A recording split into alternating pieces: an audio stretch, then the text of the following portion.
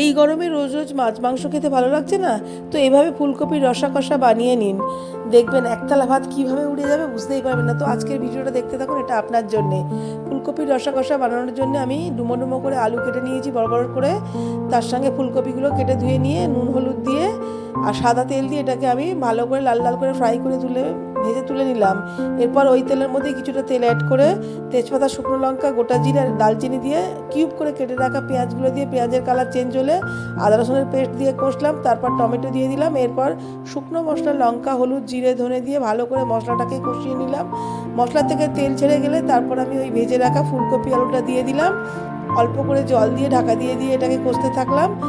এরপর আমি গ্রেভির জন্য গরম জল ইউজ করেছি, গ্রেভি জল দিয়ে কসুরি মেথি দিয়ে এটাকে ঢাকা দিয়ে প্রায় 20-25 মিনিট মতো ফুটিয়ে নিলাম। এখন আলু ফুলকপি সবই সিদ্ধ হয়ে গেছে, ওপর থেকে ঘি গরম মশলা দিয়ে নামিয়ে নিলাম। গরম ভাত